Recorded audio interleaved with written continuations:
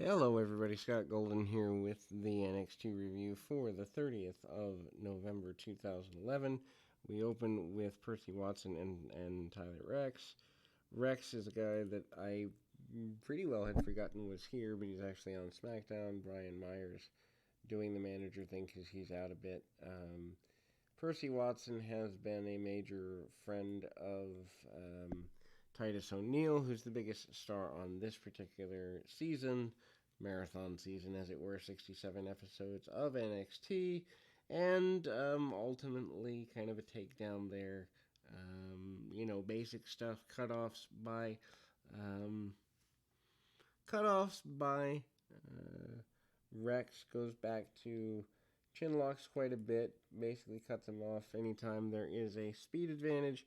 One could easily give that to Watson. However, he spends the majority of the contest on the canvas, which doesn't exactly go the way he wants it to go, obviously, without stating, but basics there, and dropkick under the chin by a eager Percy Watson. Watson manages to do what he can where he can. Interference once again from Brian Myers. Myers gets involved and ultimately leads to problems. And then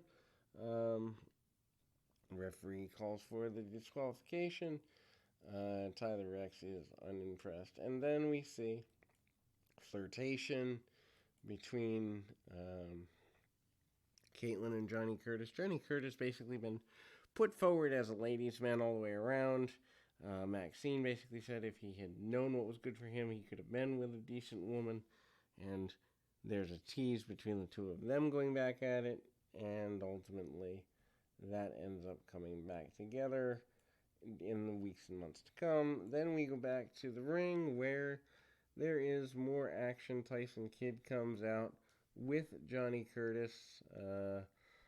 Why they're teaming, again, a lot of surprising stuff there. Trent Beretta and Yoshitatsu are teaming. Basically, we throw together the same 8 or 10 talents week by week on the show, and that's what we get. Proof that WWE script writing has been abysmal for over a decade, at least on some of their programming. Anyhow, double Irish whip and double hip toss by the babyfaces on Johnny Curtis. Nice roll through by Beretta. Beretta, a guy that I think had a lot more talent than he was ever given credit for in WWE. But having a chance to show it a little bit in AEW, if they get him away from Chuck Taylor, I think he'd be better off. But anyway, um, Tyson Kidd cuts off the ring on Yoshitatsu, or on Beretta rather, and Tyson Kidd trying to bring something out of Johnny Curtis, who obviously later goes on for years to be Fandango.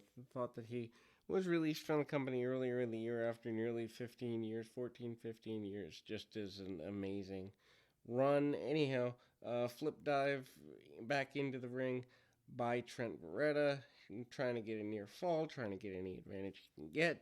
Meanwhile, Yoshitatsu manages to try to get the tag, doesn't get it, but gets enough of an advantage where we see more facials from a guy like Johnny Curtis. Curtis, who, again, it takes him, you gotta figure, a couple more years to get to the main roster proper with a major push. Johnny Curtis, though, managing to help his tandem get a win here on NXT, and Tyson Kidd and he are pretty good of a run.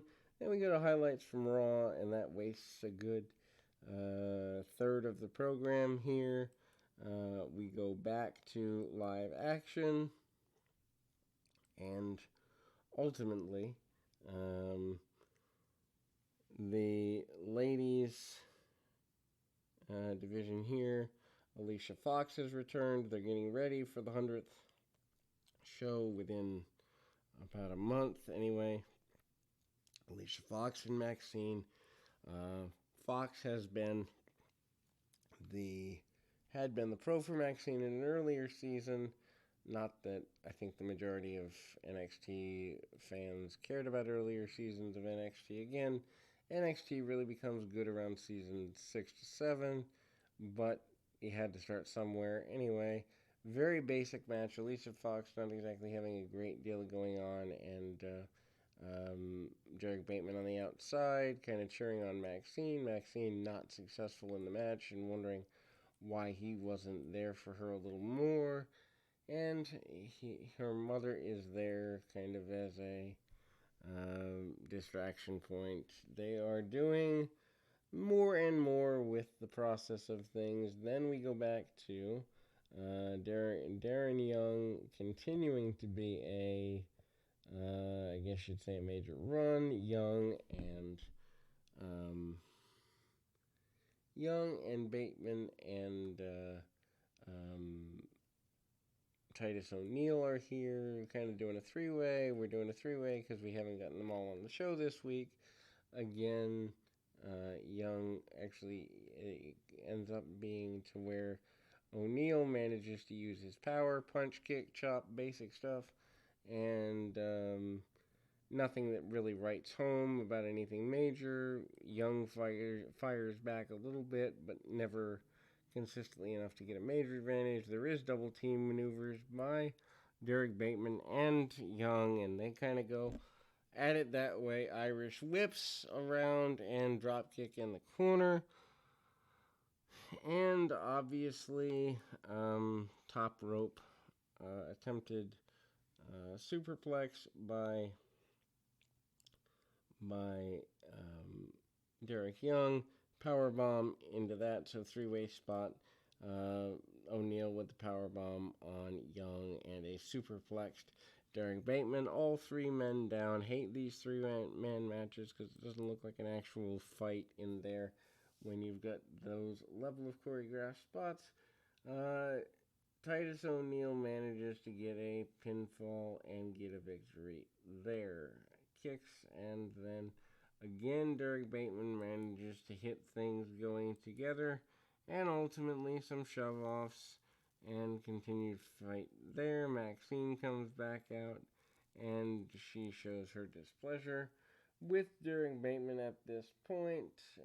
Bateman has been insinuated to be flirting with other people thanks to the interference of Johnny Curtis, and